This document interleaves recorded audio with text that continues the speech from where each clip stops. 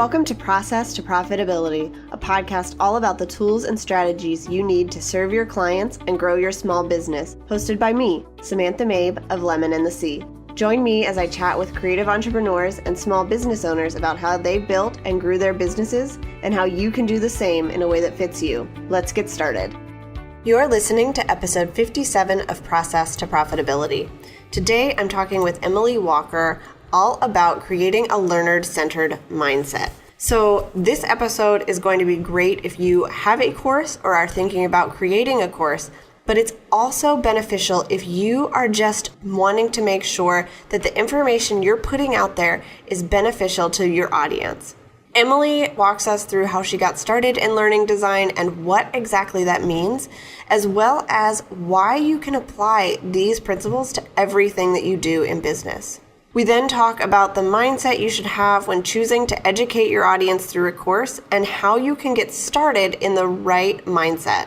She talks about goal statements and how that can guide you in your course creation, marketing, and more as you make decisions to create something that's really going to benefit the people who are learning from you. And she explains some of the key questions that you can ask yourself during the process of learner-centered design. We also have a brief conversation about why we need to think outside of the box of what everyone else is doing as they are creating opt-ins and courses, and really figure out what's going to work best for the people that we are trying to reach and that we are trying to educate, instead of following along with what seems like it's the industry standard. In addition to that, we have a discussion about why the key piece of any course is not just what you're trying to teach and how your learners will be transformed, but how you do things as a unique individual and why it's so important to make that a part of everything you do so that you can stand out in a crowded industry. We then talk about the ways that focusing on your learners benefits your business and some tips for creating courses that are learner-centered. Emily Walker wants to live in a world where people teach their passion. PowerPoint karaoke isn't a thing, and designing an online learning experience is as simple as Sunday mornings in yoga pants. As the founder of Course Wellness with Emily and the Course Wellness podcast, she helps heart-centered entrepreneurs design online courses that support their audience through their transformative learning journey. When she's not designing or auditing courses, you can find her cuddling with her 2 cats, drinking matcha lattes, and planning her next trip to France. Learn more about Emily at her site, coursewellness.com, and be sure to check out the Course Wellness Wheel and her new podcast. Hi, Emily. Thanks for joining me. Hi, Samantha. Thanks so much for having me. I'm so excited to be chatting with you today. I am too. So I read your bio at the top of the show and gave a little intro, but why don't you tell us some more about who you are, where you're from, and what you do?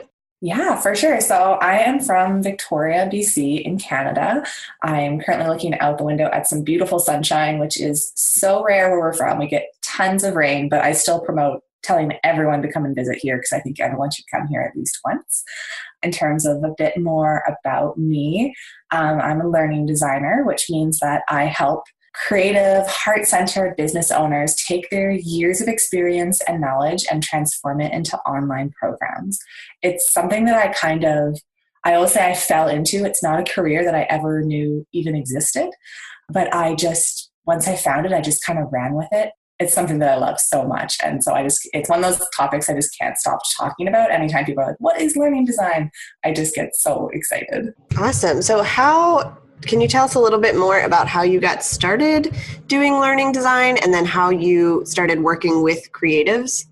Yeah, for sure. It's actually kind of a little bit of an odd start into the field. I actually did all of my studies in French. I thought that I was going to be a French teacher. That's kind of what my dream was leaving high school. So I did my undergraduate degree and my master's degree. And all the way through, I was like, yep, I'm going to be a French teacher. But part of me just didn't fully connect into that career path. I knew I loved education. I knew I loved teaching people, but there was just something about something wasn't resonating for me. And so along the way in my master's degree, actually, I had a little part-time job during my studies working at the Student ID Center. And while I was working there, we had this big transition over to using new software, handing out new cards, everything changed. And my director at the time was just kind of running around like a chicken with her head cut off. And she's like, I don't know how I'm going to get all this new information to the staff. There's so much for them to learn in such a short period of time. And I was like, hey, like, why don't I put together a little training or a guide or something for just to help the staff out? And so I didn't realize it, but at the time I was actually doing learning design. I was kind of looking at what the goals were for the ID center, what they needed to know, and what was a way that we could teach all this student staff that, as I think we've all been there when we were students, our attention span was not high. And so I just kind of started doing that, and I realized I really like this level of education. I like having someone else as the subject matter expert and being able to help them take it and pull it into something fun and engaging and help kind of bring their vision to life. And so because I was in the academic world, which is just so closely tied to the corporate world, that was kind of the only option I thought was available to me. So I did some more academic training, and then I started taking on some corporate contracts in the town that I live in and working with another company and just really growing those skills. And I've been doing that for about 2 years. And at the same time, I was discovering the wonderful vortex that is Pinterest and everything that you can just get totally lost down that rabbit hole. And it started out with being totally obsessed with branding and brand style guides, which led me into people's blogs about these, brand stylists, brand developers, graphic designers that were running all their businesses online. And that was when this sort of new world was revealed to me. People that are in the creative online space, I always say it's kind of like Narnia. Until you actually walk through that door and you are in that other world, you have no idea that it exists. And so it was a very organic developing. I was discovering this other world, and I realized that all these online entrepreneurs that were, predominantly women that were just totally killing it, like just being amazing at what they do and so heart-centered. And I was like, these are my people. Like everyone I've connected with, everyone I've chatted with, have just been so amazing. And I was seeing that they were all developing these online courses. And when I started looking at the information that was available in the online world versus the information that was available in sort of the academic and the corporate world, I realized that there was a bit of a gap. In the corporate academic world, there's all these theories, there's all these tips, these tricks, there's tons of buzzwords, all this information, but it's really technical, it's really jargony, it's kind of can be dry at times. And then you flip over to the online creative world, and a lot of that information is just getting lost. And so you see these people developing these courses, and maybe they're not getting the results they want, or their learners aren't finishing them, or they're not getting the transformation or really appreciating all the amazing hard work that's gone into creating this online course. And I was like, this is it. This is my calling. This is what I want to do. I want to take all this information, this background that I have, and share it with the online space. Thanks for sharing that. I stumbled into this world too when I first started freelancing, and my real first introduction was some of the webinars and the courses people were offering. And it felt like, you said, Narnia, that there's this whole world that most people don't know about of online businesses. And so we have a great opportunity to create courses and teach others, but we're not used to that. Most of us don't come from a teaching background. We don't know how to create something that's actually going to be engaging. We're just trying to get the information out. Yeah, and I think that's so true. And I think that people want to get the information out because they're so passionate about what they're doing and what they know. And sometimes in that passion and that excitement and that heart-centered place, it can just start to feel kind of overwhelming because you're like, I have so much that I want to share with my people, and I don't really know where to begin. I don't know how to organize it. I just, but I know that I want to put it out there because I know that this will change people's lives. All right. So I know you talked about this a little bit earlier, but as we get into this topic of creating a learner-centered mindset, can you go over again what a learning designer is? Yeah, for sure. So a learning designer wears many hats. That's kind of one of the things that I love is that we take on a bunch of roles. And one of the best ways I can describe it is, and I think most people can relate to this feeling of like, if your head is just so full of thoughts and ideas and content, and you just wish that you could like unscrew the top of your head, take all of your ideas out, throw them on a table, sort them out and organize them in a way that actually makes sense while kind of tossing out the stuff that you don't need. And that's one of the things that a learning designer helps you do, is it helps you look at everything that you know and the experience you have and your knowledge and your content and structure it into a learning journey. Make sure that everything that you have, everything that you put together in your course makes sense and is there and is intentional with why it is there for the learner. And so not only do we help you organize your content and structure your content, we also help you create a holistic learning experience, not just organized information. So there's lots of different levels to the learning there. And so with those different hats that we wear, we organize your content, we help keep the perspective where it should be, because it's pretty easy to kind of go off on different tangents or start thinking about different things. I always tell my clients I ask a ton of questions, so many questions, and they're never, meant to be challenging or in the sense of I'm not trying to tell you that I know more about you in your subject area, because I don't. And that's the beauty of learning design. It's a collaborative approach. I know that you are the expert of your subject matter area, and I bring the learning design expertise, and together we create this fantastic learning experience for your audience. And so my job is to ask you lots of questions to make sure that things are going in the right order, or why are you including that, or what does this process mean? And it helps you get that kind of external perspective on what you're teaching and how you're teaching it. There might be gaps in the sense that you're so used to talking about something because it is your world and you have your jargon and you've been doing this for a couple of years. And then when you're teaching it, you're forgetting that there are people out there who don't know all those things, and they need to be guided and supported through from start to finish. Do you mostly work with people who have courses, or can some of this be applied to other types of education that people are doing?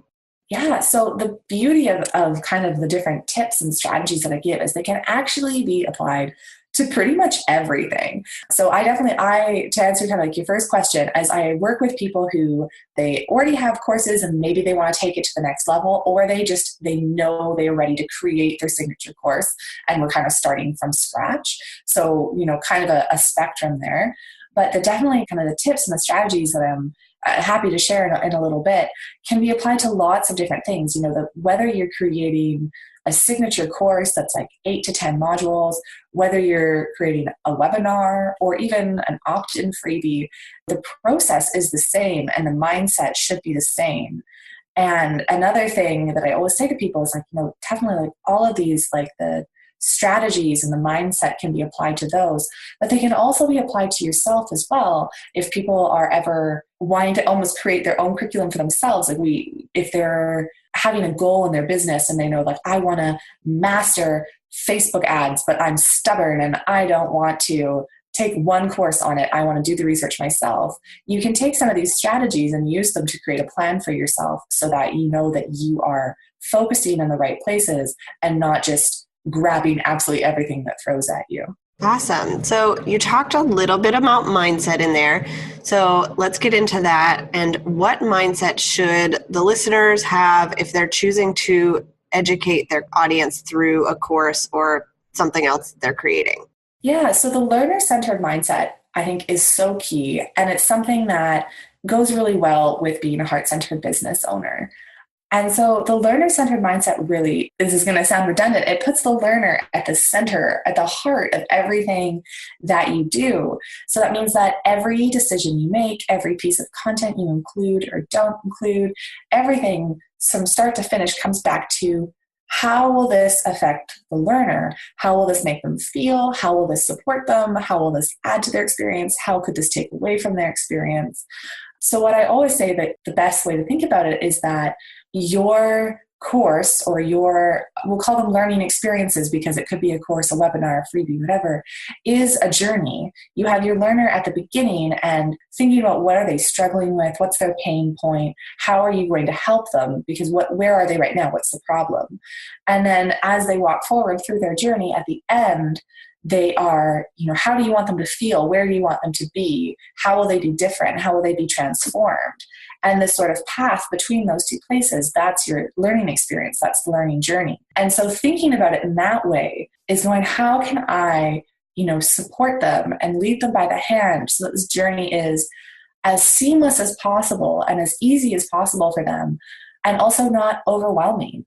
Because that's something that can happen really easily. Is it's not that there's not enough content, it's that there's too much, that we just throw everything at them. It's like, if you think about, if you were planning on going for a hike or maybe out for a walk or something, and then like your mom was like getting you ready to go, and she's like, oh, it's sunny out, but there's a chance it could blizzard, so here, have a parka, have a backpack, and have like 18 water bottles and 10 snacks and all of these possible things, maybe an umbrella, like everything you can need. And you're like, I'm just going out for like a 10-minute walk, it's going to be okay. So kind of putting that in perspective about not weighing them down on this journey that you're going to send them on, because they're going to feel like you're there with them every step of the way. Yeah, I think that we are so passionate about what we do that it's really hard for us to narrow in on just sharing what somebody needs. And I see this from a web design perspective as people want every single page possible, and they want everything that they could possibly throw at a website on their website because they want to share what they're doing. They want to share about all of this. But really, that's overwhelming to people, and it causes people from their website to leave. They don't know what to do or where to focus, and so they choose to go somewhere else. And I think this sounds very similar when you have all of this information you're trying to share and you're trying to just throw everything out there. It can be overwhelming for people because they're coming to you because you're an expert and you can guide them through something. Completely. And I love that you compared it to web design because, like I said, it's like these principles and these ideas, they're everywhere, and you can see how they can be applied everywhere. And it's so true that, if you go to a website and there's like 18,000 pages and all these buttons and all this content, people are going to be like, I can't do this. Like, I don't know where to go. And it's the same with a course. If someone opens it up and they go, okay, well, you have 20 modules and each module has 5 lessons and each lesson has a 3-hour video and a 30-page workbook and that type of thing. And it's really easy for them to go, I don't have time for this. And this is way too intense for me. Like, I can't handle this. It's kind of a bit of pushback that we need to start thinking about in the online space, because I see it again and again in conversations of people going, okay, well, like my course has this many modules, and like how long should my videos be, and how many pages of an ebook should I have, and if it's like a 30-page ebook and if it's a 2-hour video, how does that affect the price, and this type of thing. And it's this very almost like materialistic mindset where sometimes maybe you do need 30 pages to explain something, but it doesn't necessarily need to be presented in that way. You need to be thinking about, like, how can I break this down into bite-sized pieces? Because no one's ever going to go, that was too easy. Like, oh my goodness, Samantha just made this process too easy for me. She saved me a ton of time and I got this done so fast, and it was just like step by step. And yeah, it was so easy that I can't believe it. Like, no one's ever going to say that in a negative light. Yeah. And I heard a conversation on a podcast, I don't remember which one, about people who are creating courses and they're adding all of these bonuses, and we see other people doing it. And, they have this many modules and this many bonuses, so I need all of that too. And we think that it's adding value because it's more stuff, but it's really just adding more distraction to the people who are coming to us to learn a specific topic. Yeah, completely. And it is, because it's going, I went to the library because I need one book on this one topic. And then all of a sudden you have 15 books and they pile up next to your bed and you feel guilty because you haven't read any of them because you don't know where to start. Or maybe even one of those bonuses is shiny object syndrome, and we're kind of going, ooh, like, I'm going to check this out. And it distracts them from their path. And all of a sudden, like you said, they're not actually getting the main purpose of what they bought and what they want. Do you know what your dream clients see when they come to your website? The only way to figure out how your dream clients are using your website and what makes them leave is to ask them. I've created a special UX test guide that you can get at lemonandthesea.com/UX test. Inside, you'll learn how to structure a user experience test to get the best results, 18 questions to help you really see your website through their eyes, and my favorite way to find dream clients to help you. You need to look at every stage of your client's journey, from landing on your website to completing the final goal through their eyes, so that you know what to change right now to start converting more visitors into clients. Get the guide at lemonandthesea.com/UX test. Okay, so if somebody wants to create a course, where should they start so that they can avoid sort of all of this distraction and really focus on their learners? Yeah, for sure. So I always say there's kind of like pre-steps that I put as kind of like before you get to the actual like learning design. And so it would depend if they're starting out, like they have their idea, they know who their people are.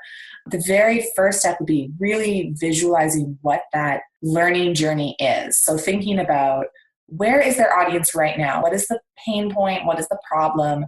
What is their course going to solve for their people? And then on the other end of that sort of path, that learning journey spectrum, is how will they be transformed after their course, after they take their course? How do they want them to feel? Will they be able to do? How will their life be better? So the number one thing that I say for everyone, regardless if you're creating a course, a webinar, a freebie, anything, is coming up with a goal statement or a purpose statement, whichever word resonates more with you. And I always say that this statement is like your lighthouse. It is your guiding beacon so that whatever you're doing, you're starting to develop your course, you're starting to feel overwhelmed, or maybe you're feeling really in control, and then all of a sudden you're like, I don't know, I started out to create a course on one subject, and all of a sudden I'm like way down a vortex of something else, and I don't know how I got here. Bringing it back to this goal statement, which is thinking about what is the purpose of the course. So I always say, what are you educating, teaching, empowering your audience to do? And then the most important second piece of that statement is so that they are able to what? So how will their lives be transformed? How will it be different or easier, or, that type of thing? So I think about, for instance, if you are designing a course on teaching people French so that they can go to Paris, you would want a goal statement, something like, the goal of this course is to provide learners with the language skills and the resources so that they can travel the city of light like a local, or they can visit it with ease, or they can travel stress-free. It's that second piece that's so important. Not only does it tell you what the focus is, but if you're ever marketing it or you want to talk about or tell people the course, is saying like, this is the why. This is the why you are taking this course, because that's what people really buy into. And especially in the online world where there's a lot of courses on the same topic, it's that why that can make a big difference. So in that same example, there's so many courses out there that are teaching French, but maybe there's ones out there that are teaching French so that you can speak to French diplomats. Or maybe it's French so that you can get yourself a French boyfriend, or whatever it may be. It's with that different goal, that different focus, the different why, you're going to have people connecting in and resonating differently. And it really does help hold that focus for when you're creating your course, because every decision that you make, every module you have, every content you include or don't include, you can come back to your goal statement and go, is this helping me meet this goal? Is this going to help me get my learners the transformation that I want them to have? Is this going to change their lives? So it gives you that kind of that focal point. Yeah, I love this idea. And I think you're right. It helps you as you choose the modules and the content you're sharing. It helps with the marketing, because we're always telling people, you need to have the why behind what you're doing. And I think it would also help when you feel like there are so many courses about this exact same thing out there. That's sort of the statement that tells you, this is why I'm doing it. This is what's going to make it different. And it can remind you that even though there are a ton of people out there who are teaching French, you're doing it for a different reason. And that means it's going to be done in a different way. And so it's still needed. Yes, completely. And I would add to that as well, just the kind of the second piece in that, as because like I said, there is a lot of saturation, and you were saying like there are lots of courses on the same topic. Even if there is a course out there that has the same topic, and maybe even their goal statement might read the same, also realizing the unique identity that you bring to it as a teacher. I think it's like a Dr. Seuss quote that's, no one out there is youer than you. And that has so much value as well.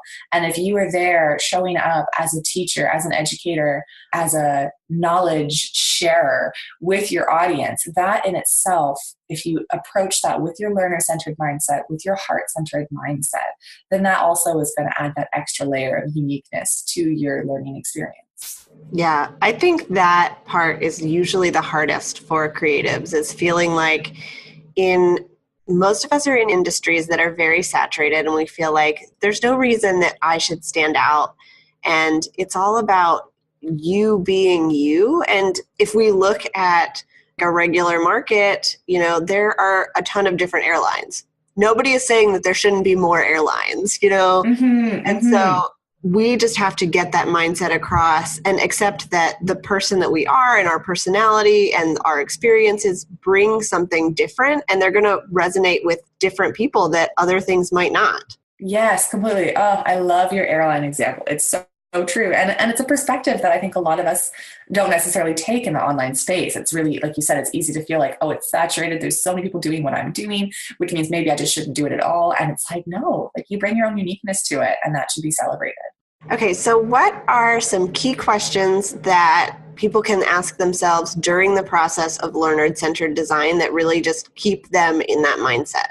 Because we just mentioned the goal statements, definitely like the number one thing is always referring back to that. Like, is this meeting this goal? Is this going to bring them to this goal? Is this connected? Is this focused in? Another great question to ask, whether you're talking about the entire learning experience or maybe specific parts, is how do I want my learners to feel? And this question is so important because it adds that extra layer of experience to the learning. I will say it's kind of it's like the wrapping paper that you put around it. It's the how you deliver things. And it can be a piece that often gets forgotten because we get so caught up in, how we're going to record our videos, how we're going to put together our worksheets, what platforms we're going to use, the kind of the technical details, that we forget that how we actually present it and share it and structure it has a huge effect on the learning. And so the examples I always give is like, if you're teaching a course that is maybe it's more reflective and it's more introspective, maybe it's a course where people have to overcome some blocks or some limiting beliefs. When you ask yourself, how do I want my learners to feel right now in this moment? It might be, I want them to feel more calm. I want them to feel, a bit more zen. Maybe I need them to be more introspective and focusing inward. So what can I include in this course to bring them into that feeling to really enhance the learning? Whereas if you have a course and you want, maybe it's on, helping people have these big creative visions, whether it's like, let's visualize what you want your dream website to look like. Let's get you into that creative space. It's going to be a very different energy and a very different feeling than if you want them to be really calm and focusing inward and that type of thing. So how you present your materials, how you structure it, what you include, maybe in the first example, you have them do a 5-minute meditation, or maybe in the second example, you have them put on some rockin' tunes on YouTube and just like say, go have a dance party and get your energy up because this is going to be super fun. And so that's one of the number one questions I always tell people to ask is, how do I want my learners to feel? How do I want them to feel in each specific module? How do I want them to feel at the end of this experience? And in general, how do I want them to feel on their own and with me as their guide? I loved the music example there because it reminds me of, for social glue sessions with Raina, she created like a playlist on Spotify. And I love listening to that one when I need to get pumped up. And it just creates that atmosphere that she wants us to have as we work. And it's a little bit outside of the box. It's not like a video or a PDF that you're reading, but it still focuses you on that key thing that she is trying to create. Yeah, that's such a fantastic example. And I love the energy that Raina brings. And that's such, like you said, it's such an out of the box thinking, but it stuck with you and it resonated with you. And it's something that's carried on with you even now that, the round of social glue sessions has ended. And it ties in more, I'm sure if you asked her, and it was one of the things that, when I was working with Raina and I was speaking with her, I was like, how do you want your learners to feel right now? And she's just so full of sunshine and bubbliness that, it's like, that's something that we want to incorporate in, because it also connects in with how she wants her learners to feel through her learning experience. Yeah. So are there any other key questions that we should be asking ourselves through this process? I think definitely another great question is just, why am I including this? Or why am I putting this into my course? Or why is this important? That it's those why questions, because the best courses are developed with intentionality and alignment. And so if you're starting out with your goal statement and looking at, the things that they need to do and know to get to that goal statement, and then looking at everything that you're including, not just from your content, but also for the community and the support and the engagement around that, asking yourself, like, why am I putting this in there? And sometimes, you have to ask yourself that question more than once. I'm a big fan of the 5 why method, which is just asking yourself why again and again and again until on a certain subject, until you get to the real heart of it. For instance, someone's like, well, I want to include this bonus in my course. And you go, okay, well, why are you including that bonus? And they go, well, because it's super helpful for my learner. And you're like, why is it super helpful for the learner? And you just keep asking them. And maybe they'll go, well, it's a great tool that's going to get them to that goal. And they go, yeah, sweet, include it. That's perfect. But sometimes they'll go, well, why are you including it? And they're like, well, because, everyone includes bonuses in their course. And they're like, well, like, why do you feel like you need to do that? Or why are you throwing that bonus in there? Maybe it's going to distract from the learning. Maybe it's not going to add to the process. And so really asking yourself, why, like again and again and again. And that will really help you sort through and sift through the things that you're doing to make sure that you're staying on focus. Yeah, that 5 why method is something I just started implementing really with my website design clients too, and getting at the heart of something. I think when you ask it just one time, you can come up with sort of the answer that you think people want to hear. But when you have to keep digging into it, that's when you get to the heart of either what your business is about or what this course is about or what the real issue behind something is. Yes, completely. And it can be hard sometimes. Sometimes you get to the 3rd why or something and you're like, no, this is it. I've gone as deep as I can. And it's like, but have you? Can you go a bit deeper? And so like, it's funny because sometimes I'll be saying it to my clients and I'll be like, I'm going to push you on this a little bit. Like, I really want to know like the why behind this, because especially if we've been doing things a certain way, or we structure things because we're like, well, that's how we always structure it. And then kind of the beauty of working with a learning designer is you bring someone in who doesn't know your topic really like at all. Like I may have a website and know, like, I've read a couple little things about website design, but I do not know it the same way that you are the expert of designing these amazing websites. And so you might have your way of doing things, and I go, but from a learning perspective, is that the order that they need? Why are you putting things in that sequence, or why are you teaching things that way? And it's, if you have an answer and you can justify it, then it's like, I'm not going to question you any further. It's just that sometimes we're like, oh, well, like, I don't know, that's just how it's always been. And it's like, well, is that what's best? Is that the best way to teach someone? Yeah. And we all have these things that we, this is the standard, this is the way everybody does it. And so we are tempted to fall into that. And I think asking why can help you get out of that. And as children, like, we're always asking why, and we get away from that, but it's a really good practice to come back to it, especially for these important things, to dig into that more, to get the reasons behind it. And even to ask, okay, well, why is this the standard way people are doing things? Is it because it's the way that works best, or is it just because that was the way one person did it and then everybody was like, okay, sounds good? Yeah, sounds good. Let's just keep repeating and repeating it. And all of a sudden it's been like a year and a half and everyone's like, well, that's just the industry standard way of doing things. And it's like, but how do we know that? Where did that come from? And is that serving people? Yeah. And our industries are so new in a lot of ways that I think we're still working on an industry standard. And there's a lot of flexibility in what we're doing to try things that are out of the box. Yeah. And I think I love that word try as well. And it's bringing, like you said, that childlike sense of play and curiosity and not judgment, not worry about like, I'm going to ask why, and I'm going to kind of challenge this and explore and put things together in a different way. And, maybe it will respond and people will love it and maybe they won't. But that's like kind of another really important piece of learner-centered design is creating that dialogue and that communication with your learners. So, whether you are leading a live round of your course and you're checking in with them constantly, or maybe, it's completely passive and you have those touch points, but always going back in, whether it's with a midway assessment or like evaluation or something at the end and going like, is this working for you? Like, is this what you want? Is this what you like? Because that's the other thing that I really often stress is that, we can throw learning design and adult learning theory and all the tips and the tricks and the strategies, and like 9 times out of 10 they're going to work and they're going to respond just based on the psychology of how adults learn. But every once in a while, for a certain topic area or a certain group of people, like if you're working with a really niche group of people, they might go like, yeah, that's not working for me. That's not what I need. I know that, most people may like bite-sized learning and, small videos and quick worksheets, but like, give me one giant ebook. That's what I want.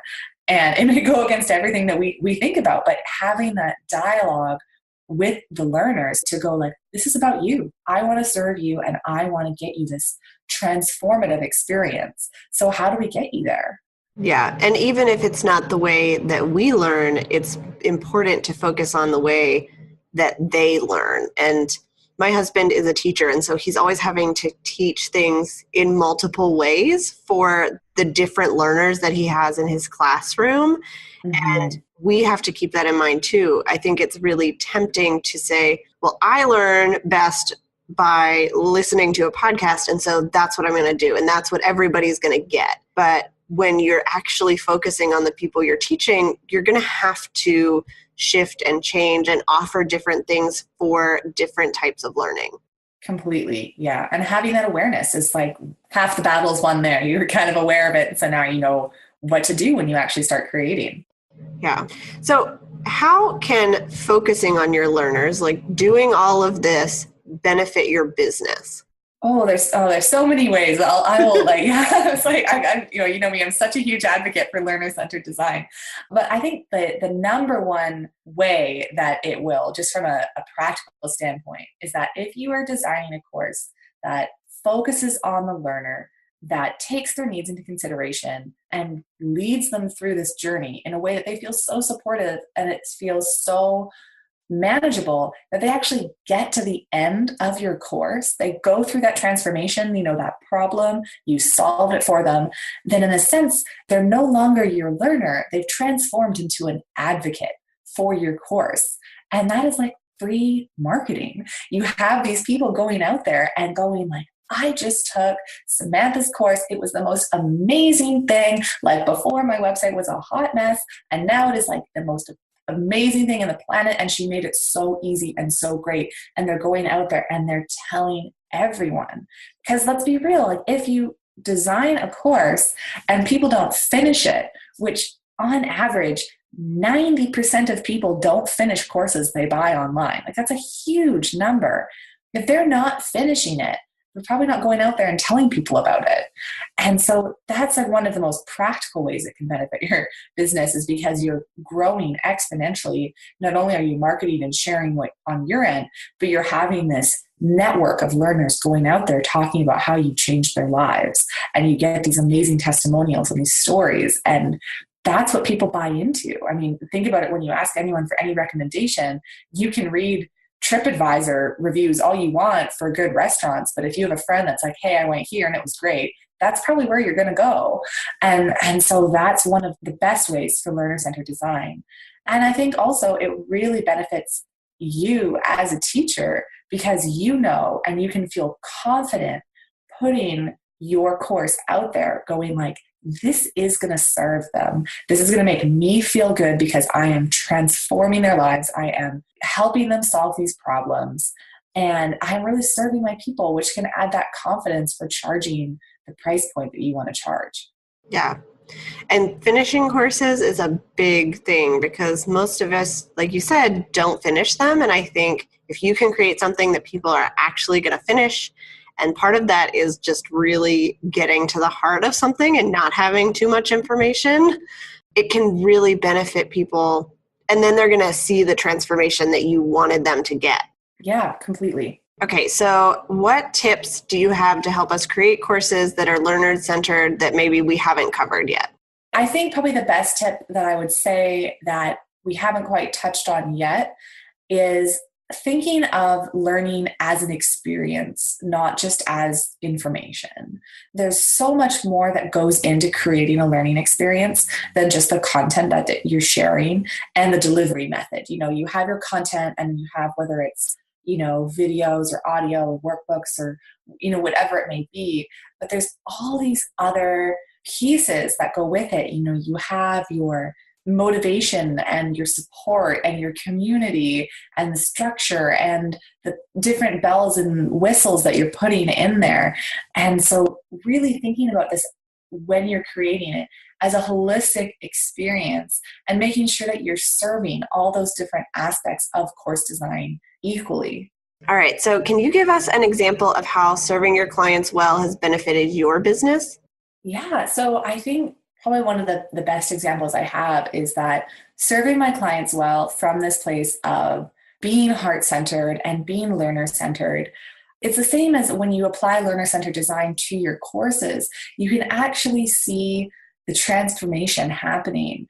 And so through working with my clients and serving them well, then they go out and they share these transformations and these how I've helped them with their course design or whether it's a course audit, and they feel so much more comfortable and clear and in alignment with their vision. And so not only does that make me feel really just so happy to see it, but then, you know, they're going out and they're talking to people about it and they're kind of sharing what they've learned. And I think that's one of the things that I love is not only are they telling people who maybe they come and connect and we get to know each other and maybe we work together, but also I'm seeing people take some of the strategies or the tools that we talk about through our process of working together and they still apply it in their businesses and they still are teaching it to other people. And one of the people that I worked with when I was first getting started, we're still friends, or, you know, she's one of my biz besties now. And she even said, she's like, you know, I can't get the learner-centered design mindset out of my head. I was creating an opt-in and that was what I was thinking of the whole time. I was like, what are my goals? Like, what is the goal of this opt-in? And so she is a good example because she's been telling everyone about this mindset and about these things that she's learned. And so in turn, it's kind of getting it out there and telling people that my business is able to help them. That's awesome. And I love that she's continuing to use that and you guys have developed a relationship because of the work that you did together. Yes, clearly. And that's what I believe in. And especially because it's like, as part of my process, like we're together 2 hours a week for 4 weeks in a row. It's like, we're going to get to know each other really well. And you want to have that relationship. I like sending snail mail to my clients. I like knowing about when your birthday is. It's just like, I'm here to support you. And yeah, I'm a service provider, but I want to support you in all that you do in all your business. And I love being a cheerleader for my clients and just seeing the things that they accomplish. Tell me 2 things that you're loving right now. They can be business or life. Okay. Well, I'd say one thing that I'm loving that is not business is iced matcha lattes. They are my new obsession. I have to hold myself back because I can't get like too caffeinated because I get too excited. But that's kind of like my little guilty pleasure right now for when the weather's starting to get nicer and just, you know, you started, you know, taking your laptop and working at a cafe and like having a good latte. So if you haven't tried one before and you're a green tea freak like me, that's kind of one thing I'm loving. In terms of business right now, there's so many things that are just totally lighting me up right now. I have just kind of started my podcast that I'm working on. I am so excited about it. They've been putting out a bunch of episodes, and I've been interviewing with people who have created courses and the things that they've learned. It's so exciting for me to not only be connecting with these amazing course creators, but also just hearing about their experience and how they put learner-centered design into their courses. And then the other advantage is that I get to talk more about learner-centered design, which is just totally my jam. It's something that I could talk about till I'm blue in the face. And so every time I get to record an episode, or I see people talking about it or sharing it, it just makes my heart so happy. Okay, so what is your podcast called? So my podcast is called the Course Wellness Podcast.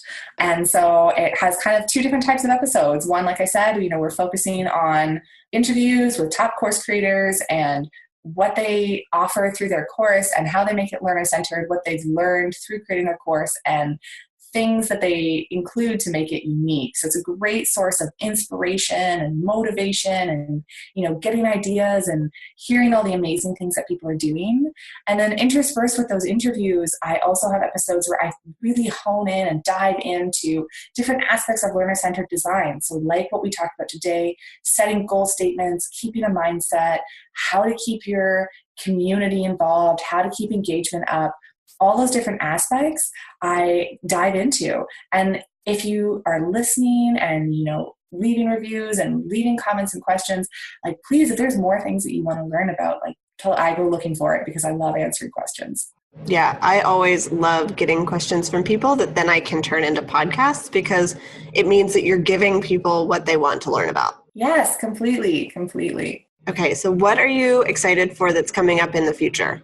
I am working on a tool that people can use for how they can improve their courses. So right now I have on my website what's called the Course Wellness Wheel. And for people who are familiar with a life wheel, this is going to look really similar. But what it is it's applying holistic lens to your course. It's looking at all the different aspects that make up a well-rounded learning experience and making sure that you're serving all those aspects well.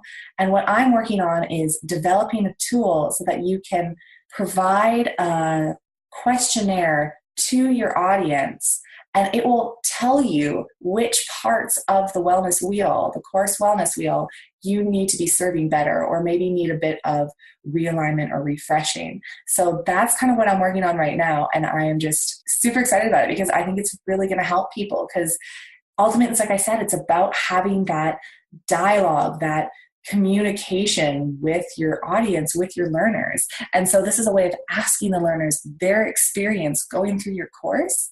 And then you'll find out what you're doing super well and what they're loving.